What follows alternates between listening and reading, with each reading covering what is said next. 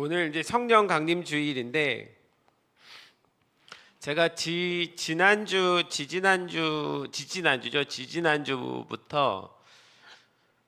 성령을 따라 사는 삶이라는 주제로 당분간 시리즈로 같이 나누고 싶다라고 말씀을 전했습니다.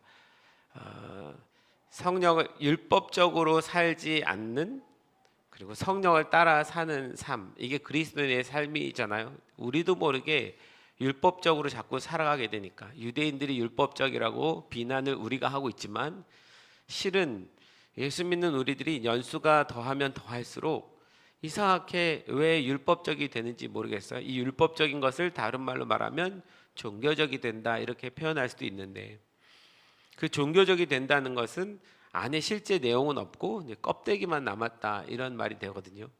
그렇게 되면 안 되죠.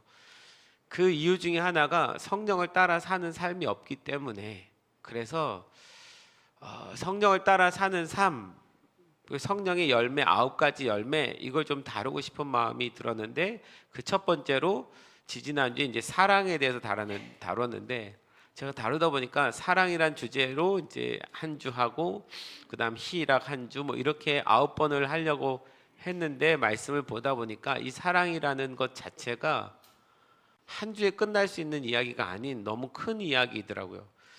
그래서 우리가 고린도전서 13장에 보면 사랑은 오래 참고, 사랑은 온유하며, 사랑은 시기하지 않으며, 여러 쭉 얘기가 나오잖아요.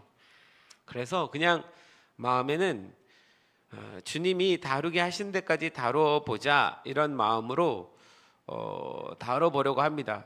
그래서 2주 전에 사랑은 오래 참고, 오래 참는 것에 대해서 이야기 나눴죠. 하필이면 사랑에 대해서 가르치시는데 왜 오래 참는 게 맨 처음 나왔을까?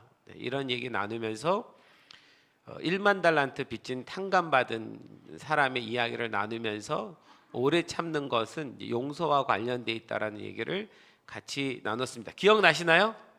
네, 기억나시죠? 오늘 성령 강림 주일인데 성령을 따라 사는 삶이잖아요. 근데 여러분, 성령님께서 이 땅에 오신 제일 첫 번째 이유가 뭡니까? 이유가 뭘까요? 첫 번째 이유가? 성령님이 하시는 제일 중요한 첫 번째 사역, 그분의 사역이라고 한다면, 첫 번째는 우리로 하여금 예수님을 주라고 고백하게 하는 일입니다. 아멘? 여러분, 예수님을 주라고 고백하셨습니까? 옆 사람한테 물어보세요. 예수님 주라고 고백하셨습니까? 맞으면 끄덕끄덕 해주시면 되고요. 자, 그 일을 우리가 예수님이 주님이라고 고백할 수 있게 하신 일은 우리 스스로 한 일이 아니라 성령님께서 우리로 하여금 그렇게 고백하게 이끌어내셨다라는 말입니다. 동의하십니까? 이게 예수 믿는 게요, 우리는 쉬운데, 쉽다기보다 우리한테는 이제는 익숙한 일이고 너무 당연한 일인데, 어떤 때 복음을 전하다 보면 죽어도 예수 안 믿는 사람 나타나면 예수 믿는 게 정말 힘들구나라는 생각합니다. 그 사람 안에 성령님께서 그 일을 해주셔야만 되는 일인 거지, 아무리 논리적으로 어떤 설명을 한다 한들 그 사람 안에 믿음이 안 들어가면 그만이더라고요. 결국은 성령님이 마지막에 역사해 주셔야 되는 일인데, 사람이 얼마나 악한지 그 성령님의 인도하심보다 내 주장이 더 강하다 보니까 그래서 믿지 않게끔 되는 거죠. 논리적으로 이해가 가고 그렇다 할지라도 받아들이긴 어려운 거죠. 자, 근데 성령님께서 주된 첫 번째 사역은 예수님을 주라고 고백하는 사역이고, 그래서 예수님께서 승천하시고 난 다음에 성령님이 오셔야 되는 건, 그래야 온 세계 모든 열방의 사람들에게 예수가 그리스도임을 증거해 주시기 위해서. 예수님은요, 자신이 살아서 이 땅에 있는 것보다 자신은 가고 성령님이 오시는 것이 더 도움이 된다고 말씀하셨거든요.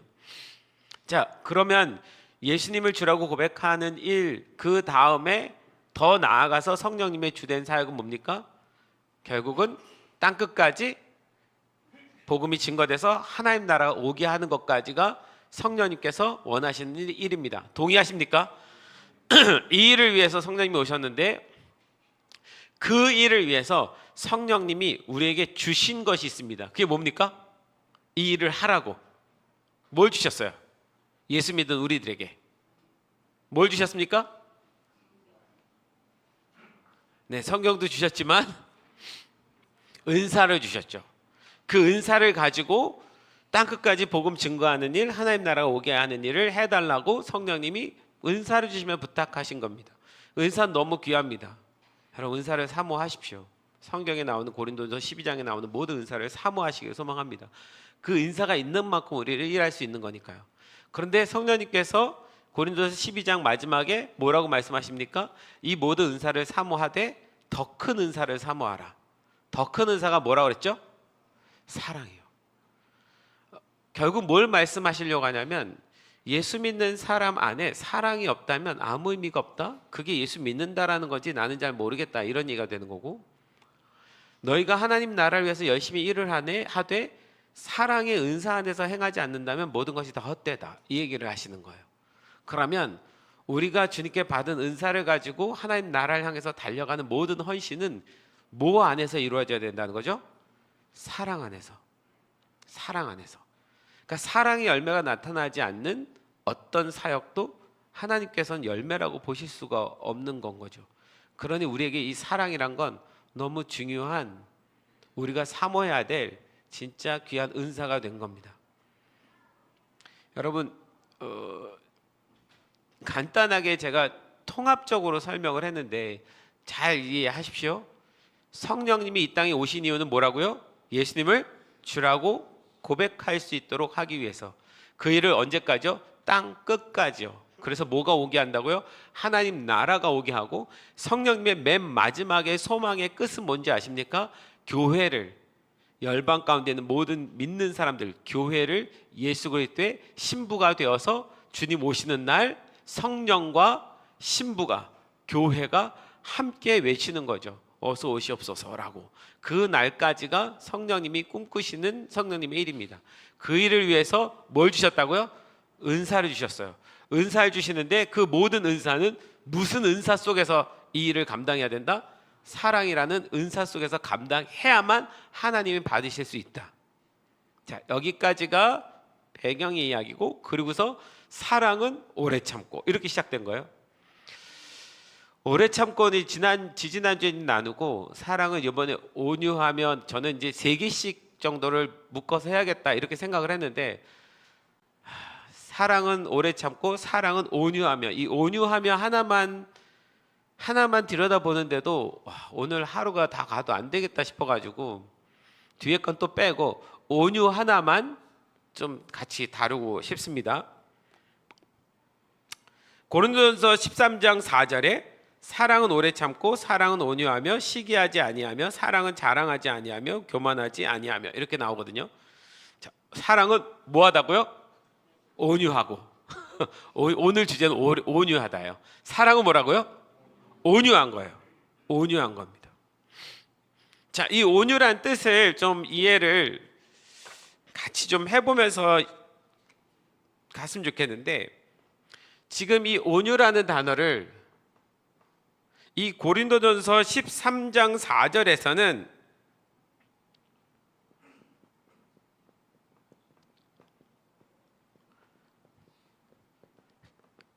크레시토마이라는 단어를 썼어요.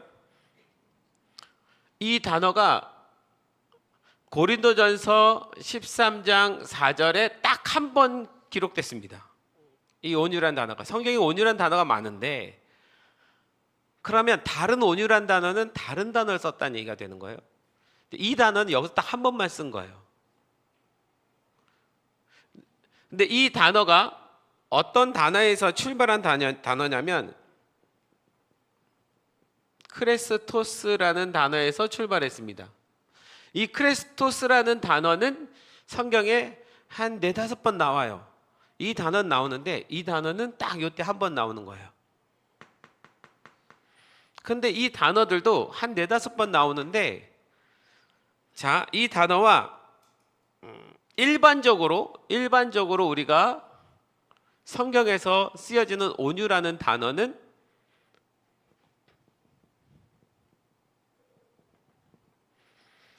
프라위스라는 단어를 썼습니다. 그러니까 뭐 마태복음에 이제 산상수훈에 나오는 온유한 자는, 이런 단어는 전부 이 프라위스라는 단어를 쓴 거예요. 저도 이게 좀 궁금했어요. 왜 이 온유란 단어가 이게 다를까? 완전히 다른 단어가 나올까? 그런데 뜻은 똑같거든요. 뭔 차이가 있을까? 이런 생각이 좀 들었는데, 자, 그러면 이 단어를 이해하기 전에 이 단어를 먼저 이해합시다.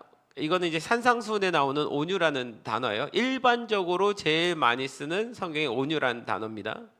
이 프라이스라는 단어는 여러분들이 잘 아는 단어예요. 어떻게 잘 알죠? 잘이요. 이게 그냥 이 그 원어 사전에 이렇게 나와 있어요. 사물에 관해서 이야기할 때는 진정시키는 온유한 사물에 대해서 뭔가 진정시키는, 안정시키는 이런 뜻이고, 이게 동물에 대해서는 길들인, 유순한. 그래서 여러분 이 이야기 때문에 온유란 단어를 뭘로 제일 많이 이해하냐면 말로 비유를 하죠. 야생마 있죠. 야생마는 아무도 길을 들일 수가 없는데 그 야생마의 독특한 특성이 있어서 사람이 절대 그 위에 못하게 하거든요. 자기를 컨트롤 못하게 해요, 야생마는.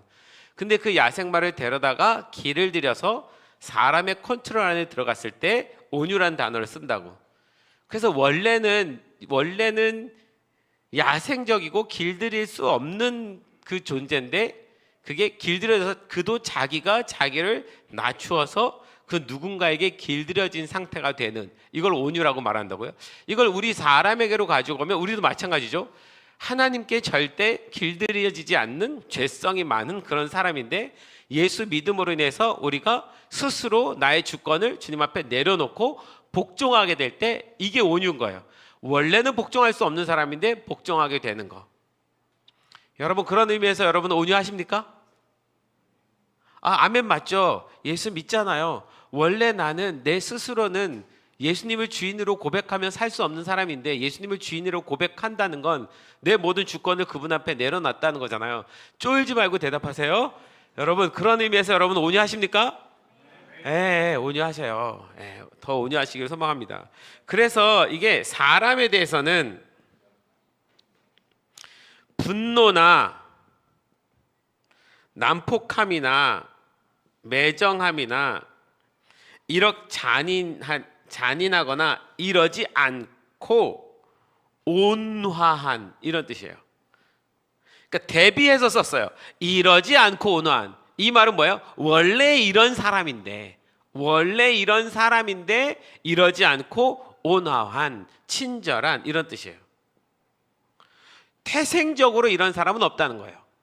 원래는 이런 난폭하고 잔인하고 폭력적인 사람인데, 말 안 듣는데, 우리도 야생마 같은 사람인데 그런 우리를 주님께서 길들여 주셔서 주님 앞에 복종하게 하신다, 이런 뜻인 거예요. 자, 그러면 이게 이제 온유란 단어, 일반적인 이 단어인데, 그래서 온유란 단어의 뜻을 우리는 이해를 했어요. 뭐예요? 원래부터 온유한 사람 있다 없다? 없다. 온유란 단어 자체가 존재할 수가 없어요. 태생적으로. 원래는 안 그런데 자기를 낮춰서 깎아서 스스로 길들여져서 복종하게 되는, 이게 온유라고 말했습니다. 그럼 여러분이 온유한 사람이 되기까지는 쉬울까요? 어려울까요? 어려운 거예요. 어렵습니다. 어려운 거예요. 이게 쉬운 단어가 아닙니다. 보통 이렇게 뭔가 이렇게 착한 사람이거나 뭐 성품이 이렇게 조금 온유한 사람, 이 사람은 온유하다라고 표현하는데 그게 온유하다가 아니에요. 그런 게 아닙니다. 아무도 온유한 사람은 없어요. 그가 정말 자기를 주님 앞에 깎아서 낮아졌을 때 써야 되는 말인 거예요. 그냥 조금 사람이 착해 보인다고 해서 당신은 온유합니다, 이건 세상에서 쓰는 말이에요. 그러니까 어떤 면에서 보면 가장 길들여지지 않은 사람이 길들여졌을 때, 이 사람 참 옛날엔 진짜 이게 이 개차반이었는데 어떻게 이렇게 됐지? 이럴 때 써야 되는 말이 온유인 거예요. 그런 의미에서라면 여러분 해당돼야 안 돼요? 자, 그럼 크레스토스는 뭐냐? 그냥 이건 뭐 비슷해요. 훌륭한, 공정한, 정직한 이런 뜻을 가지고 있으면서 어떤 의미가 있냐면 좋은 태도나 예의, 좋은 성질을 나타내며 특별한 임무에 알맞은, 이럴 때 쓰는 말이 크레스토스입니다. 그러니까 이건 뭐예요? 크레스토스는 이제 이 사람이 그 어떤 임무에 알맞은 사람이 됐다. 그러면 제가 볼 때는 이 과정을 지나야 이거가 되는 겁니다. 이 과정을 지난 결과가 이거예요. 이렇게 인정을 받은.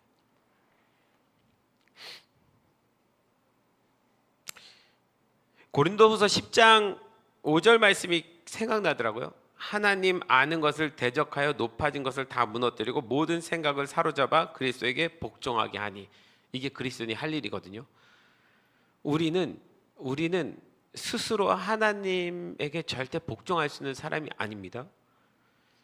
우리도 모르게 하나님으로부터 높아진 마음들이 있어요. 그것을 다 무너뜨리고 내 생각을 사로잡습니다. 그래서 그리스도께 복종하는 거, 이게 온유예요.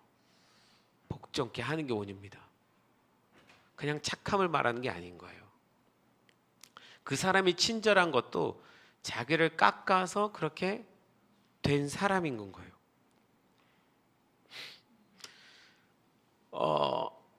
이 크레스토스, 이 크레스툼 오마이, 이거는 딱 한 번 지금 여기서 기록됐다고 그랬잖아요. 한 번 기록된 이유가 있더라고요.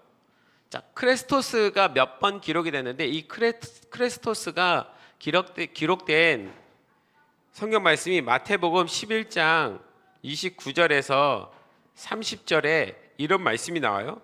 제가 이 말씀 도대체 처음에 이해가 안 가서 한참 고민을 했는데 예수님이 이렇게 말씀하십니다. 나는 마음이 온유하고 겸손하니 나의 멍에를 메고 내게 배우라. 그리하면 너의 마음이 쉼을 얻으리니 이는 내 멍에는 쉽고 내 짐은 가벼움이라 하시니라. 예수님이 하신 말씀이거든요.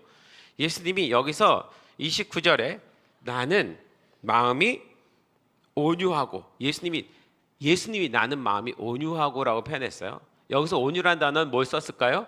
이 온유란 단어는 프라이스를 썼습니다.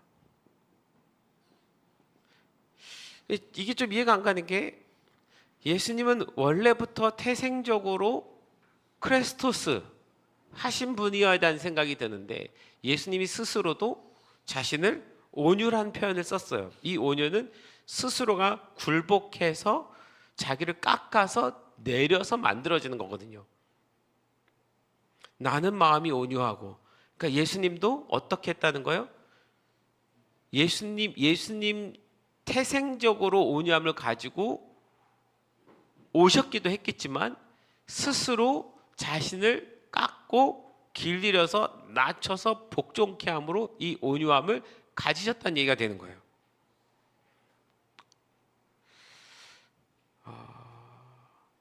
히브리서 12장 2절에 예수님에 대한 이런 표현이 있는데 제가 진짜 좋아하는 표현입니다. 믿음의 주요 또 온전케 하시는 이인 예수를 바라보자. 그는 그 앞에 있는 기쁨을 위하여, 그 앞에 있는 기쁨이 뭔지 아십니까? 우리를 구원하시는 그 기쁨을 위하여 십자가를 참으사 부끄러움을 개의치 아니하시더니 하나님 보좌 우편에 앉으셨느니라.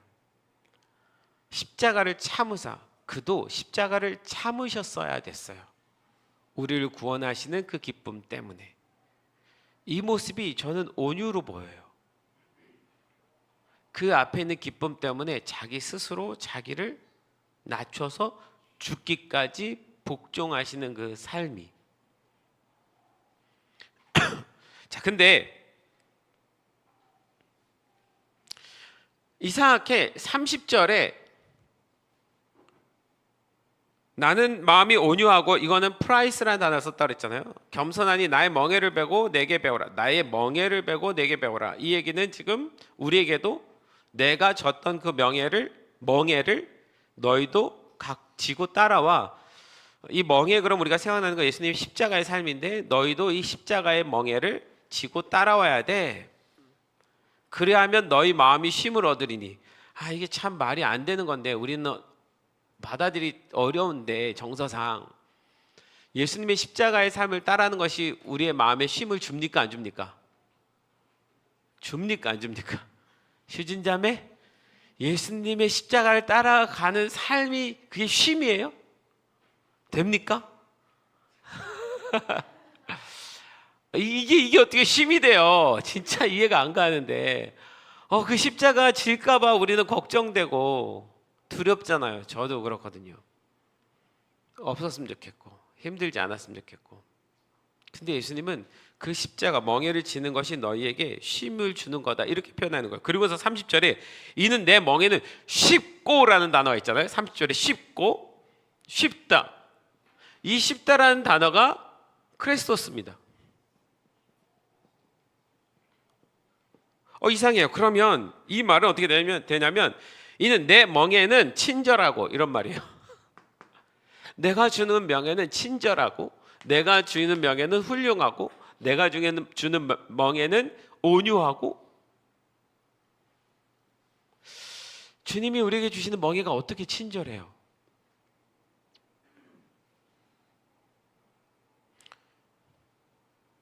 어떻게 온유해요? 이 말을 이해하려면 예수님이 아까 그러셨잖아요. 내 마음이 온유하다. 예수님도 이 십자가를 통해서 자신을 낮추시고 꺾으셔서 하나님께 복종하시는 온유함을 배우셨어요. 그 온유함을 가지셨습니다. 우리에게 너희가 이 멍에를 지고 나를 따라오게 되면, 멍에는 쉽다란 말이 지기 얼마나 쉬운지 알아. 쉽다라는 단어의 뜻이 아니고 이 멍에를 너희가 지고 따라올 때 마지막에 가져가게 될 것은 온유야. 너희는 그 온유함을 갖게 될 거야. 이런 의미죠.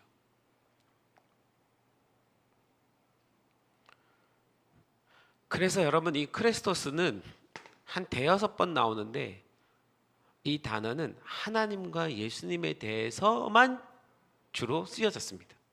하나님의 친절하심, 예수님의 친절하심이라고 표현할 때 하나님의 수준의 친절함과 예수님의 수준의 친절함, 이 프라이스를 넘어서서 크리스토스까지 가신 그 온유함.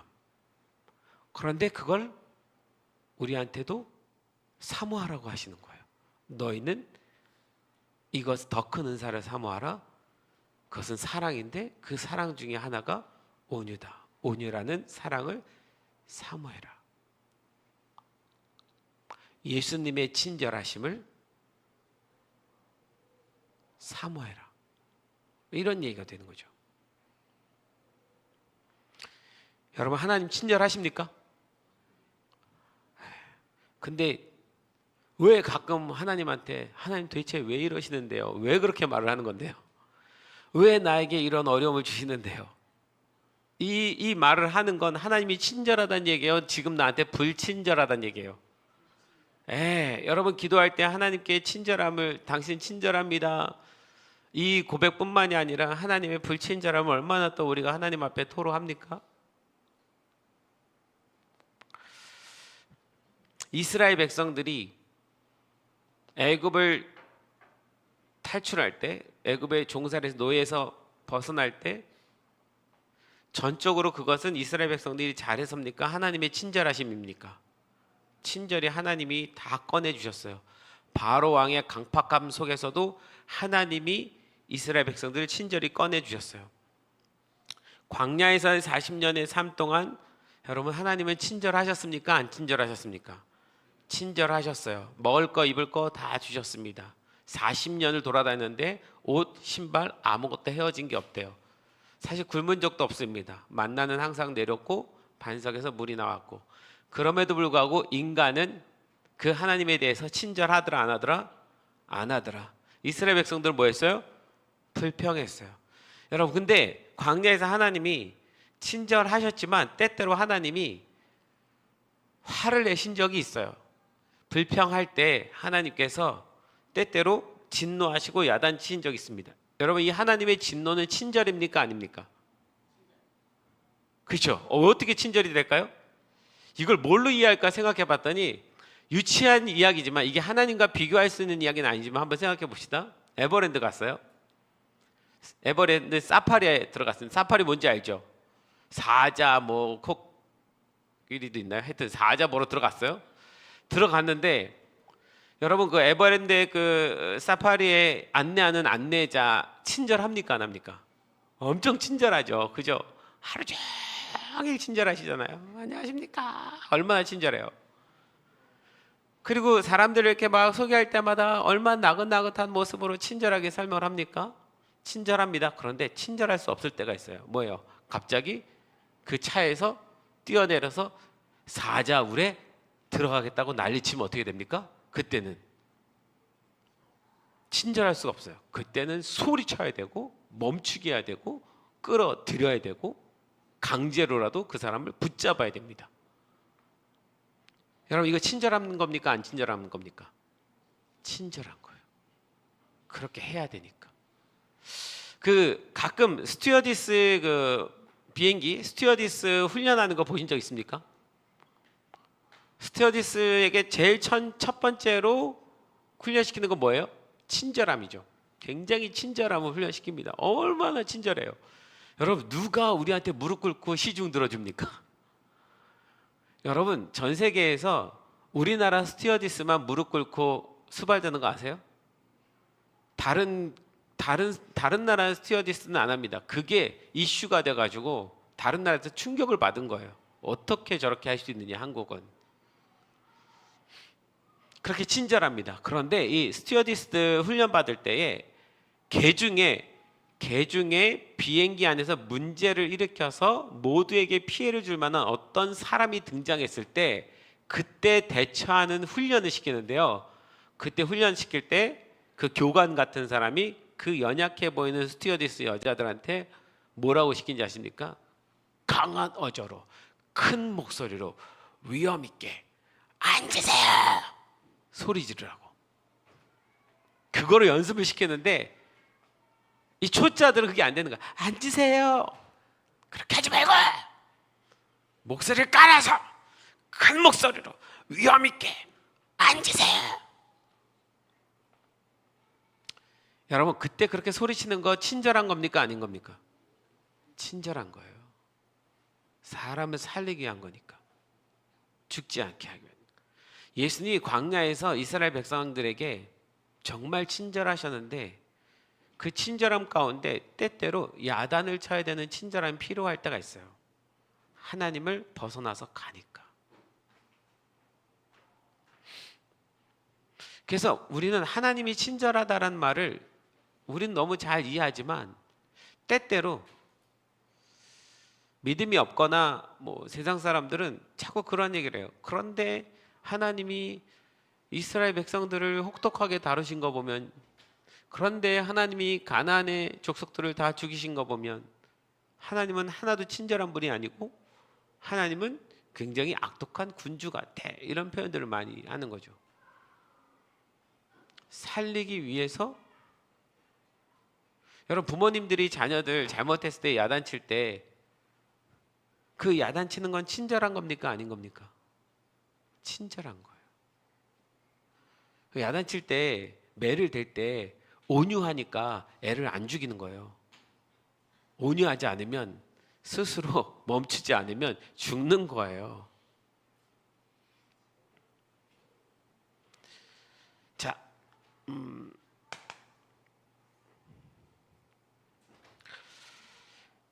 여러분, 이 온유라는 단어가 원래 우리 게 아니고 하나님이 가지신 단어더라고요. 보니까 하나님이 크레스토스 하시는 분이십니다.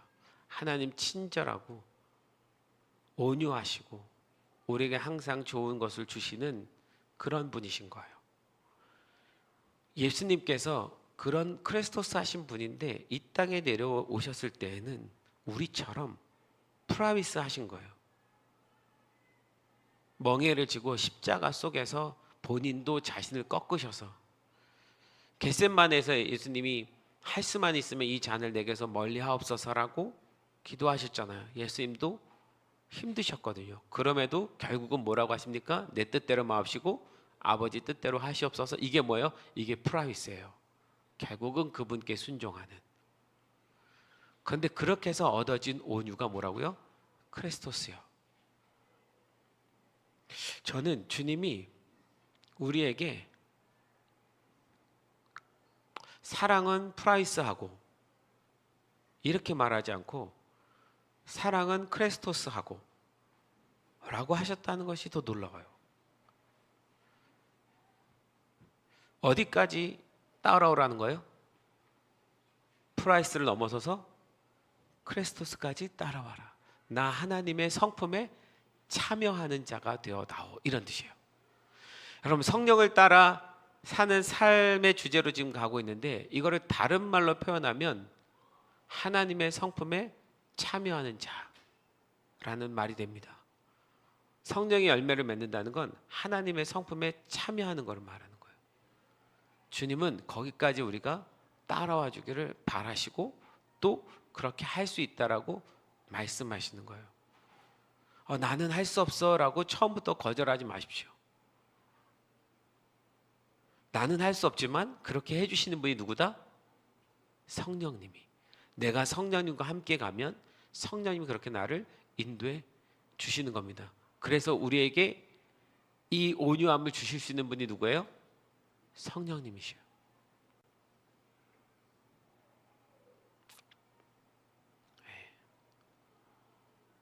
지난번에 제가 이렇게 표현했지만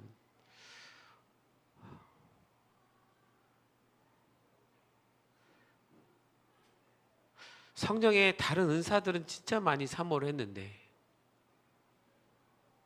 이 사랑에 관한 은사들은 그렇게 사모하지 않았던 저를 생각하게 됐다 그랬잖아요. 여러분도 마찬가지일 거고. 이게 한국교회가 지금 이렇게 분열되고 깨지는 결과를 낳았어요. 은사는 많고 역사는 많고 능력도 많고 별의별 사역들은 다 커졌는데 교회는 깨지고 성도들은 싸우고 다투고 분열이 끝이 없고 정죄와 판단이 끝이 없고 다른 은사는 구했으나 사랑의 은사를 구하지 못했기 때문에 일어난 일인 거죠. 세상 사람들이 우리가 가진 이 사랑을 그리스도의 사랑을 우리에게서 본다면 그 모든 세상 사람들이 주님께 돌아올 거다. 요한복음 17장에서도 예수님 말씀하시잖아요. 그래서 여러분 이 사랑이라는 은사를 더 크게 사모하시기를 소망합니다. 하셔야 됩니다. 우리 해야지 됩니다. 사역은 그 안에서 주님이 일으켜 주신 대로 가는 거고 우리가 구하는 것은 이 하나님의 성품에 참여하는 자가 되는 거죠. 사랑은 오래 참고 사랑은 온유하며 오래 참고가 처음에 나오고 두 번째 나오는 게 온유함이에요. 가만 생각해 보니까 오래 참고가 되어야지 온유로 넘어가요. 그죠? 오래 참는 것이 되어야 자기를 꺾어서 온유할 수 있는 사람이 되는 거더라고요. 근데 오래 참기만 하고 온유하지 않으면 문제가 있어요. 그건 뭐가 되는 거예요? 지난번에 누가 대답했는데 네, 그게 화병이 되는 거예요. 온유함이 없이 그냥 참기만 참을 했으니까 그럼 화병이 되는 거예요. 그죠? 네. 화병 걸려보셨나요? 여러분 그 화병이라는 것이 전 세계적으로 우리나라에게만 있는 고유한 병이라고 판명된 거 아시죠? 전 세계에 그 단어가 없는데 한국 사람에게만 화병이라는 병이 있다라는 거예요. 실제로 그 병을 발견했다는 거죠. 역사 가운데 너무 어려운 일들이 있다 보니까 그게 우리 내재해 돼 있는 거예요. 근데 여러분 억지로 참는 게 아니라 성령님 안에서 사랑 안에서 참으면 화병이 아니고 그 사람이 뭐한 사람이 됩니까? 온유한 사람이 됩니다. 크레토스한 사람이 되는 거예요. 하나님 예수님이 가지고 계신 온유함에 우리가 따라 들어가는 거예요. 소망은 합시다. 할렐루야. 소망은 합시다. 거기까지 가고 싶습니다라는 소망은 합시다. 옆 사람 붙잡고 소망은 합시다. 내가 너를 아는데 하세요. 내가 너를 아는데 힘든 거 아는데 포기는 말자. 포기는 맙시다. 포기는 맙시다.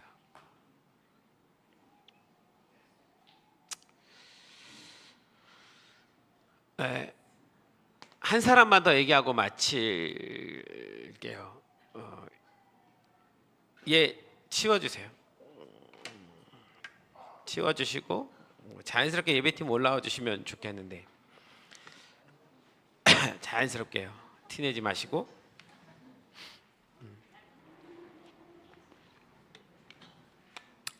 짧은 거 아니거든요. 아직 좀 더 남았거든요. 여러분, 온유함에 승한 사람이라고 하나님께서 특별하게 지칭한 한 사람이 있어요. 누구죠? 다 알죠. 이 사람은 이 세상에 있는 지면에 가장 온유한 사람이더라. 누구한테 그 말씀하셨죠?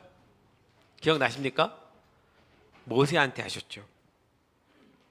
민수기 12장 3절에 이 사람 모세는 온유함이 지면의 모든 사람보다 더하더라. 하나님이 이 사람은 온유하다라고 표현하셨어요. 지면의 모든 사람보다 더하다, 더 온유하다. 근데 여러분, 처음부터 모세가 온유한 사람이었나요? 아니에요. 모세는요, 제가 볼 때 분노 조절 장애가 있는 사람입니다. 어떻게 했어요? 애굽의 관원이 이스라엘 사람 학대한다고 그걸 제지하면 될 걸 죽여버려요. 그러니까 멈추는 게 안 된 거예요. 중간에 못 멈춰요. 그 분노가. 그래서 그냥 죽여버렸어요. 분노 조절 장애를 가진 사람이에요. 그래서 이제 애굽의 바로가 죽일까봐 또 감정이 격해가지고 어떻게 합니까? 자기가 사실은 왕족이니까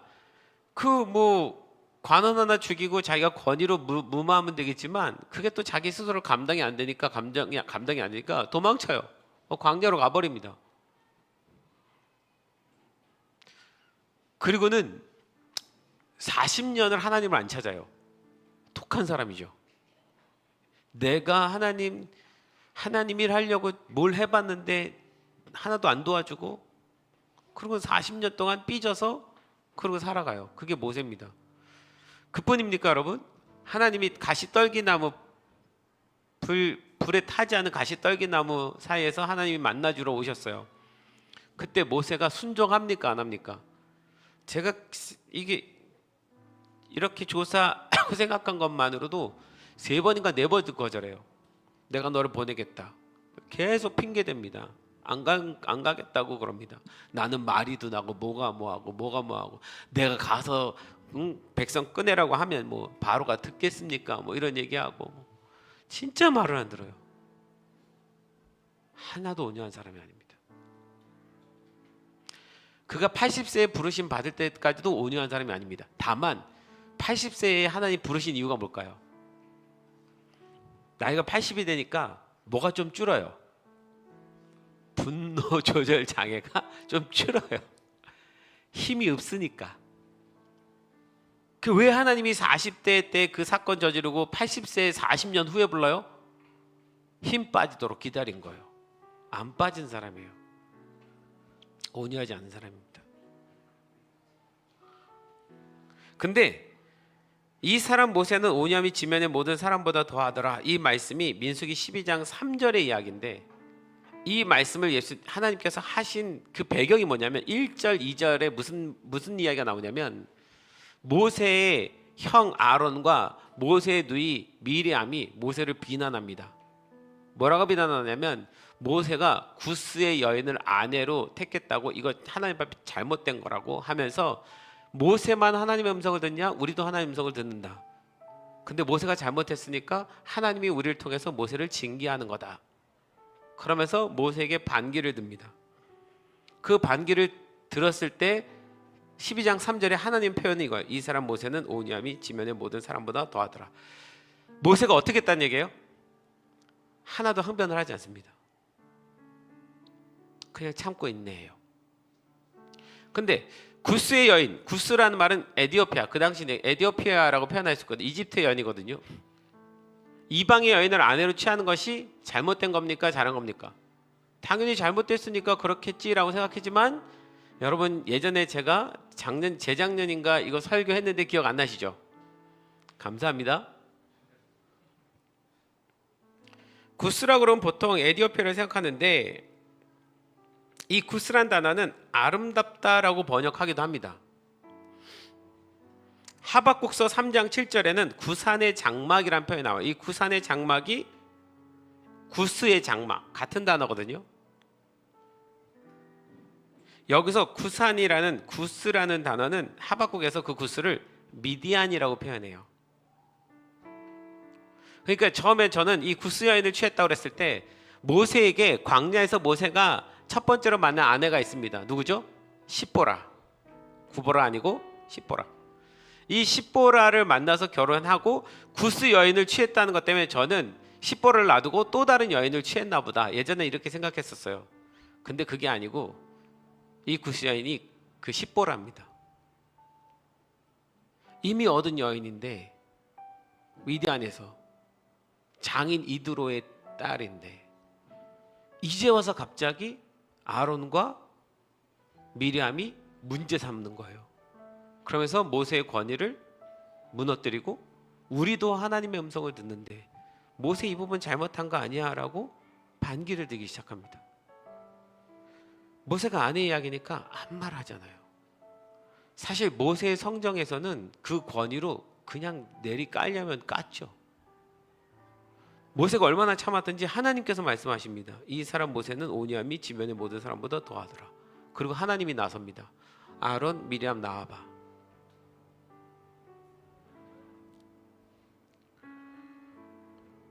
모세는 원래 그런 사람이 아니었어요. 막 들이받는 사람인데, 벌써 들이받았어야 되는데 모세가 언제 이렇게 변했을까라고 생각을 해봤더니, 그냥 이건 제 생각이에요. 모세가 하나님의 온유함을 본 거죠. 언제요? 이스라엘 백성들 출애굽시킬 때, 이스라엘 백성들이 아무것도 한 거 없고 불평만 하는데 하나님이 당신의 온유함으로 열심히 친절하게 그들을 끌어오시는 거예요. 그러면서 6월절 날 어린 양의 피를 발라서 그걸 믿음으로, 그냥 어린 양의 피 한 번 발랐다고 그 안에 있는 사람들을 그 믿음 안에서 살려주시는 하나님. 거기서 그는 어린 양 예수를 본 거죠. 하나님도 자신의 독생자, 자신을 희생하기까지 온유하심으로 이스라엘 백성들을 이끌어 가시는 그 모습을 그가 본 거죠. 아무것도 한 게 없는데 이스라엘 백성이. 저는 거기서부터 모세가 깨졌다고 생각해요. 그래서 하나님이, 근데 여러분, 사람은 어쩔 수 없나 봐요. 모세가 막판에 한번 분노 조절이 안 되고 욱한 사건이 있습니다. 잘하다가, 그걸 하나님 뭐라고 하시는 건 아닌데 어쨌든, 여러분 민수기 20장에 보면 이스라엘 백성이 물을 달라고 하니까 하나님이 너는 지팡이를 잡아라, 너와 너의 형 아론은 회중을 불러 모아라, 그들이 보는 앞에서 저 바위에게 명령하여라. 그러면 그 바위가 그 속에 있는 물을 밖으로 흘릴 것이다. 너희는 바위에서 물을 내어 회중과 그들의 가축대가 마시게 하여라. 모세는 주께서 그에게 명하신 대로 주 앞에서 지팡이를 잡았다. 모세와 아론은 총회를 바위에 불러 모았다. 모든 이스라엘 백성을 바위에 불러 모았어요. 모세가 그들에게 말하였다. 너희 반역자들은 들으라. 우리가 이 바위에서 너희가 마실 물을 나오게 하랴. 모세는 팔을 높이 들고 그의 지팡이로 바위를 2번 내리쳤다. 그랬더니 많은 물이 쏟아져 나왔고 회중과 그들의 가축대가 마셨다. 주께서 모세와 아론에게 말씀하셨다. 너희는 이스라엘 자손이 보는 앞에서 나의 거룩함을 나타낼 만큼 나를 신뢰하지 않았다. 그러므로 너희는 이 총회에게 주기로 한 그 땅으로 그들을 데리고 가지 못할 것이다. 하나님은 명령하라고 하셨어요. 저 바위로 향해서 명령해서 물이 나와라 말만 하라고 했는데 모세가 순간 욱해서 큰 소리로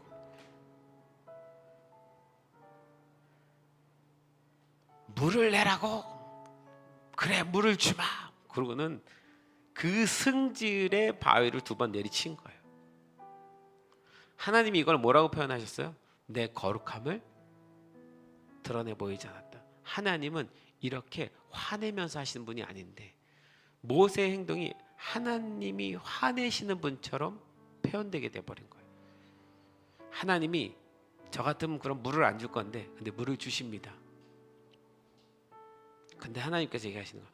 그런데 한 가지 내가 책망은 해야겠어. 너 저 가나안 땅에 들어갈 수가 없어.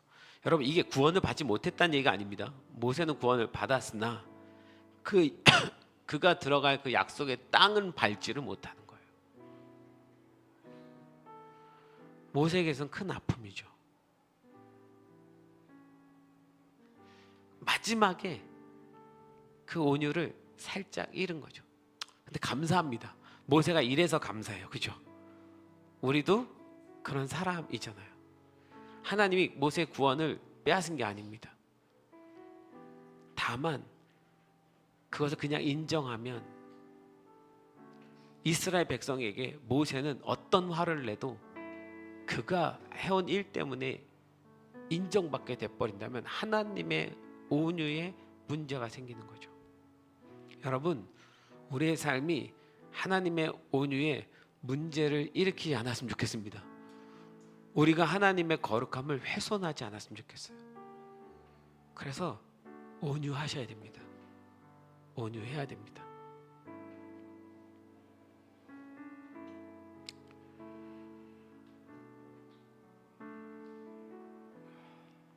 이 말씀이 생각나더라고요. 마태복음 5장에 예수님이 산상수훈에서 말씀하시잖아요. 왜 이 말씀을 하셨는지 이제 이해가 갈 것 같아요. 나는 너에게 이르노니 악한 자를 대적하지 말라. 누구든지 내 오른편 뺨을 치거든 왼편도 돌려대며 또 너를 고발하여 속옷을 가지고자 하는 자에게는 겉옷까지도 가지게 하며 또 누구든지 너를 억지로 오리를 가게 하거든 그 사람과 심리를 동행하고 내게 구하는 자에게 주며 내게 꾸고자 하는 자에게 거절하지 말라. 오른뺨을 치거든 왼뺨도 돌려대며. 여러분 이게요, 죄송합니다 유병선 목사님, 이게 무슨 말인가 했더니 보통 사람이 오른손잡이거든요. 오른손잡이가 뺨을 치면은 어떻게 됩니까? 이 사람이 뭐에 맞는 거예요? 왼편에 맞죠. 오른뺨을 치거든 이란 말은 뭔지 아십니까? 손등으로 치는 거예요. 이렇게요. 이거 굉장히 사람을 모멸감을 주기 위해서 하는 행동입니다. 그 당시에도 이렇게 치는 거예요. 그러니까 너는 하찮은 존재, 아무 가치가 없는 존재야라고 할 때 주인이 노예를 칠 때 이렇게 치는 거예요. 이렇게 너는 인간 대접 받을 수 없는 존재라고. 그런데 뭐라고요? 왼편도 또 돌려대라고요. 그러니까 모멸을 받았는데도 참는다는 거죠. 쉬운 일 아닙니다. 그런데 우리가 사모해야 되는 아름다운 성품입니다. 그 온유함을 따라갔으면 좋겠습니다. 할렐루야. 사랑은 온유합니다. 하나님은 온유하신 분입니다. 그 온유함을 우리에게 부탁하십니다. 우리 아까 하늘에 나는 새도 우리 한번 같이 찬양하셨으면 좋겠는데 다 일어나실까요?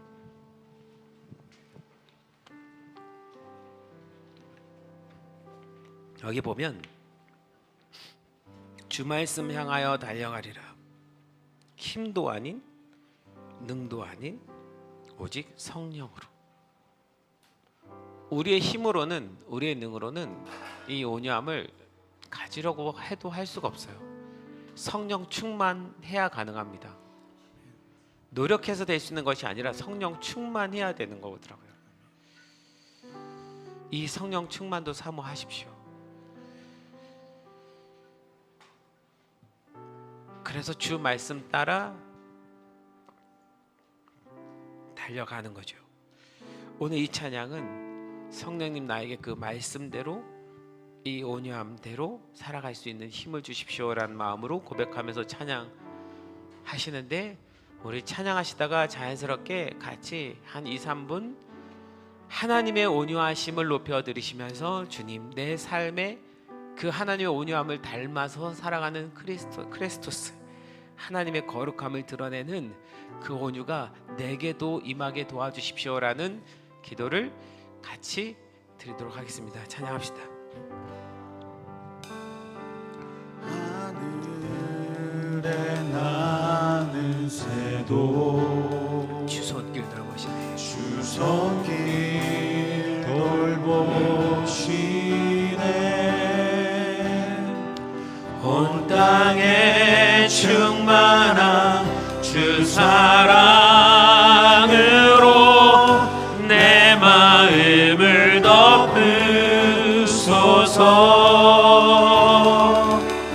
주 나를 주님이 우리를 부르셨습니다. 주님의 영광을 위해서, 주의 영광 위해 모든 사람 이끄소서. 주의 영광으로 주 말씀 향하여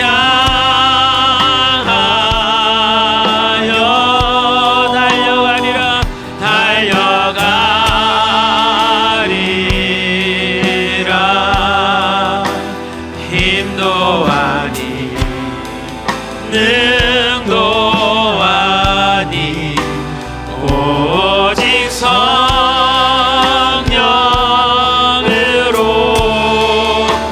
주 얼굴 향하여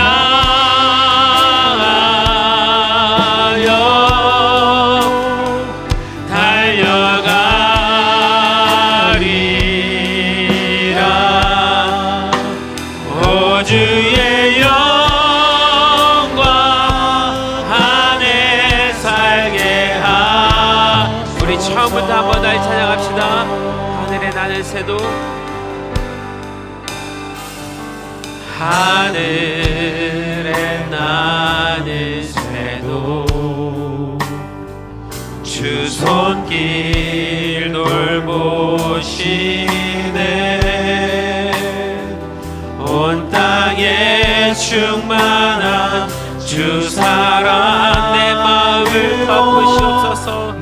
주의 사랑으로 내 마음을 덮어주시옵소서. 주 나를 부르셨네. 주 나를 부르셨네. 주의 영광 위에, 주의 영광 위에 모든 사람 이끄소서. 주의 영광으로 주 말씀 향하여 주 말씀 향하여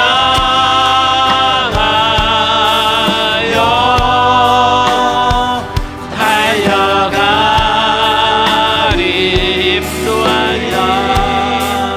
힘도 아닌 내 능력도 아닌 오직 주의 성령으로,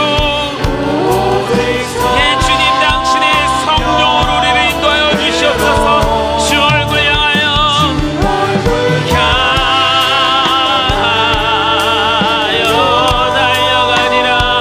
달려가리라. 오 주의 영광 안에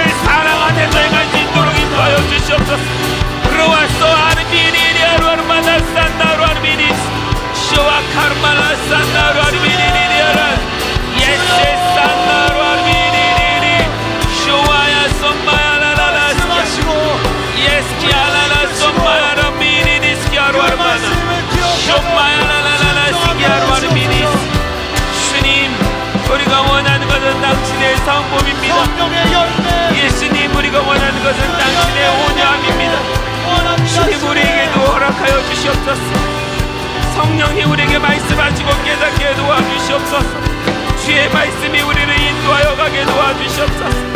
세상 사람들이 우리의 온유함을 보고 예수님을 보게 도와주시옵소서. 그렇게 되기를 원합니다. 내 안에 주님의 거룩하심을 담아낼 수 있는 믿음의 사람이 되게 도와주시옵소서. 믿음의 사람이 되게 도와주시옵소서. 주님 오늘 성령 강림 드립니다. 주님 우리에게 당신의 열매를, 주님 그 사랑의 열매를 맺을 수 있도록 인도하여 주시옵소서. 성령님 더하시옵소서. 오시옵소서. 사모합니다. 더 큰 은사를 사모합니다. 주님 더 큰 은사를 사모합니다. 성령님 우리를 가르쳐 주시고 우리 빌라델비아 성도들 한 명 한 명 찾아가 주셨소. 주님 그 은사를 나누어 주시옵소서. 나누어 주시옵소서. 주님이 안에 사랑이 흐르게 하여 주시옵소서. 주님 한없는 주님의 사랑이 샘솟듯 흘러나오게 하셔서 우리 안에 흘러넘치는 사랑이 한국교회로 흘러갈 수 있도록 우리 다음 세대에게로 흘러갈 수 있도록 인도하여 주시옵소서. 스와라라라라 스키아로 아르마야 스키아라라스 안나로 아르마야 시리리아로 아르마야 쇼와야 시리리리리리리 스키아로 아르마라스 요아성 마야라라라 거르마라 산나 레스키아로 마야 스키리리리아로 아르마 쇼와야 라라라라야 스키리리아로 쇼와 스미리리아로 마야 나로 아르미리리리리 스키아라. 예 성령님, 예 성령님, 예 성령님 오시옵소서. 우리에게 주님 가르쳐 주시옵소서. 주님 우리를 당신의 성품으로 인도하여 주십시오.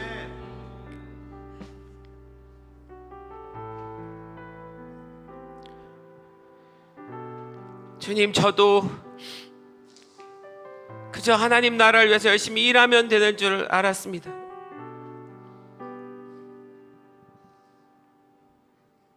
때로는 사랑이 없이 행하기도 하고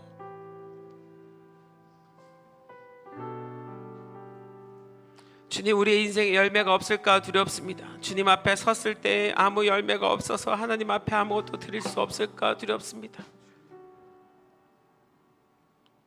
달란트를 받은 자들이 열심히 장사해서 달란트를 남겨서 주님 앞에 가야 되는데 아름다운 열매들을 우리가 맺어서 주님 앞에 가야 하는데 이미도 주님이 주신 열매들인데 무엇보다 하나님 사랑을 소망합니다. 우리 안에 사랑이 없습니다.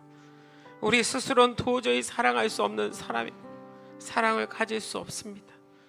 성령님 당신이 주셔야만 합니다. 깨닫게 해주셔야 합니다. 그래서 예수님 당신의 사랑을 봅니다. 당신의 온유하심을 봅니다. 당신은 참 친절하신 주님이십니다. 우리를 하나님 나라까지 친절히 인도해 주시는 하나님이십니다. 당신이 온유하지 않다면 우리는 벌써 죽었어야 되는 사람들입니다. 주님 우리에게도 그 온유함을 가르쳐 주십시오. 소망합니다. 나를 꺾게 도와주십시오.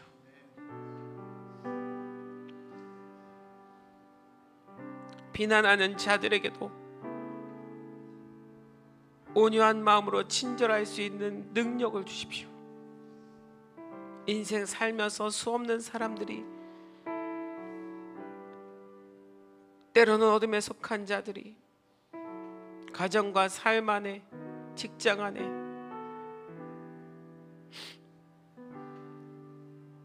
힘들게 한 자들이 있을 수 있으나 온유함으로 이겨낼 수 있게 도와주십시오. 너희가 선을 행하되 낙심하지 말지니 말씀하신 것처럼 끝까지 선으로 베풀 수 있는 믿음의 사람들이 되게 도와주십시오. 주님 우리 빌라델비아 형제 사랑이란 이름을 가진 교회인데 주님이 서로 사랑하라고 말씀하신 것처럼 사랑하기를 소망합니다. 한국교회 하나님 사랑이 이루어져가고 많은 사람들이 서로 비난하며 손가락질하며 정죄하며 누가 이단이라고 말하며 주님 지금도 끊임없이 유튜브에서 서로를 공격하는 이야기들이 난무한데 자신은 옳고 다른 자는 틀리고 자기 의에 가득한 사람이 너무 많은데 이로써 한국교회가 자꾸 분열되어 가는데 주님 이 사랑의 은사들을 다시 한번 요청합니다. 쏟아부어 주시옵소서. 나보다 남을 낮게 여기는 더 귀하게 여기는 그 은사들이 교회에서 일어나게 도와주시옵소서. 우리 빌라델비아 교회 가운데 그렇게 주님께서 일하실 줄 믿습니다.